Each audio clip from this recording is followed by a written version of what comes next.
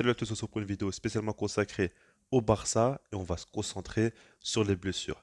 Essayer de comprendre comment ça se fait que chaque saison, le Barça a autant de blessés, autant de rechutes et autant de joueurs importants qui ne sont pas disponibles durant les matchs qui comptent. On va commencer par le cas de Pedri qui est très évoquant selon moi. Alors ce qu'il faut savoir c'est qu'il a eu donc une blessure face à Manchester United en Europa League. Au final, il commençait plutôt bien à revenir au point où il a repris l'entraînement collectif quelques jours avant le Classico et l'objectif était qu'il puisse donc jouer le match.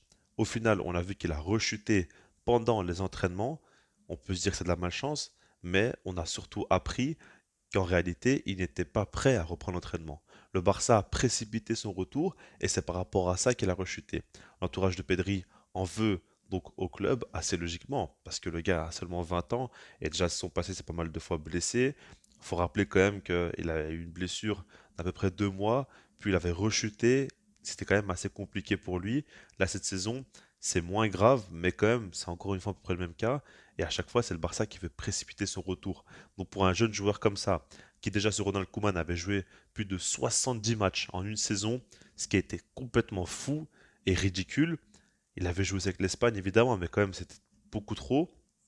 Le problème c'est que Pedri n'est pas simplement un jeune joueur du Barça.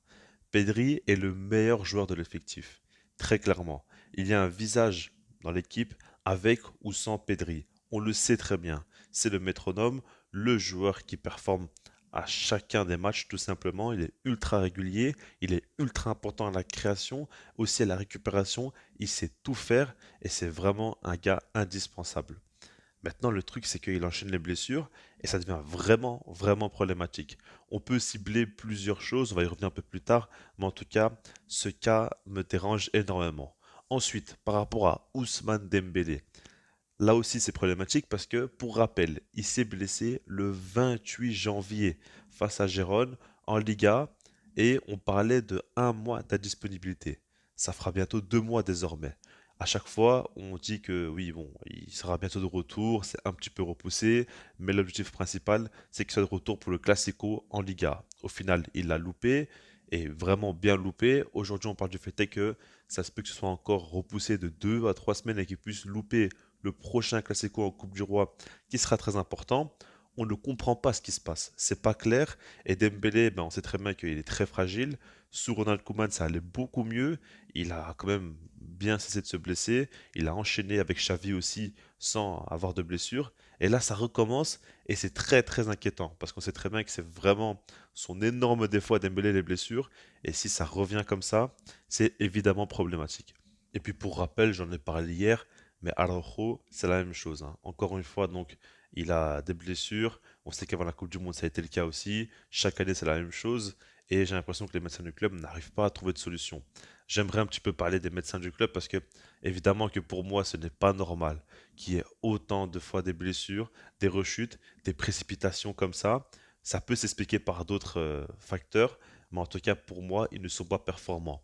C'est des faits, c'est ce qu'on voit. Je ne sais pas comment ils travaillent, je ne suis pas du tout spécialisé dans tout ce qui est médecine. Évidemment que je ne m'y connais pas du tout, mais il y a quand même des limites. Il n'y a que au Barça qu'on voit autant de cas de blessures se répéter saison après saison et rien ne se passe. On change un petit peu les médecins, etc. Mais pourtant, les résultats sont toujours les mêmes. Je veux bien qu'il y ait des joueurs un peu fragiles dans l'effectif, mais de là à rechuter constamment comme ça, sur les mêmes blessures, parce que c'est une rechute évidemment, ça fait quand même vraiment, vraiment chier. Maintenant, ce que j'aimerais dire aussi, c'est par rapport à Xavi. Il n'est pas non plus exemple de tout reproche, parce que comme je dis dans mes vidéos débrief depuis déjà un bon petit temps, pour moi, sa gestion de l'effectif, c'est l'un de ses plus gros défauts. Il fait jouer constamment les mêmes joueurs, les remplaçants n'ont pas vraiment un grand rôle, on le sait, il y a des périodes où par exemple Kessié ne jouait plus du tout, Pablo Torre est arrivé en équipe première pour absolument rien, et puis il y a d'autres exemples comme ça, mais pour moi, il gère mal l'effectif. Alors, on peut aussi dire que le Barça n'a pas non plus beaucoup de joueurs de grande qualité et que les remplaçants sont vraiment à des années-lumière du niveau des titulaires. Mais Xavi doit faire avec. Il est obligé. Et il y a des matchs de Liga où vous pouvez pas me dire quand même que le Barça ne peut pas faire tourner. Et je dis pas faire tourner tout l'effectif en un match. Mais c'est petit à petit mettre une petite concurrence saine entre deux joueurs, même si l'écart de niveau est assez large. bah, il y en a un que tu feras jouer dans les gros matchs et l'autre dans les matchs un peu plus prenables au Camp Nou, face à des équipes qui sont un petit peu en perte de vitesse. Ça peut se faire, honnêtement, ça peut très très bien se faire même. Et pour moi, Xavi euh, ne le fait vraiment pas et ça pose problème. Le fait est que Pedri et Gavi enchaînent tous les matchs comme ça, c'est incompréhensible, c'est choquant. Tout le temps, ils jouent, peu importe l'adversaire, etc. Il n'y a pas de repos pour eux. Et ça, c'est beaucoup trop problématique selon moi. Comme je l'ai dit, l'effectif aussi n'est pas assez solide, on va dire. Il y a quand même des remplaçants qui n'ont pas eu tout le niveau pour jouer en équipe première en tant que titulaire, on va dire. Mais ça, c'est Laporta qui doit encore continuer à travailler. Il y a des problèmes économiques.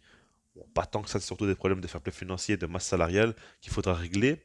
Mais on sait que plus le temps passe, plus Laporta fait son travail. Alemany aussi, évidemment, il prépare quand même une équipe de plus en plus compétitive. Et ça, il faut le prendre en compte. Donc, par rapport à ça, Xavi doit vraiment mieux utiliser l'effectif, plus faire confiance à certains joueurs, certes qui n'ont pas réellement le niveau, mais comme je vous l'ai dit, c'est important.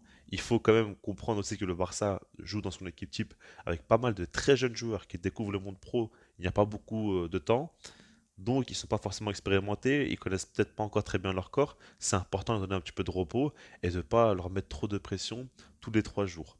Donc voilà, j'espère que ça ira mieux avec le temps. Maintenant, la réalité, c'est que ça n'évolue pas, tout simplement, et ça commence vraiment à devenir un gros problème, les blessures au Barça. Enfin, c'est pas nouveau, mais bon, ça commence à devenir très embêtant. Je laisse là-dessus, parce que moi je vous dis peace.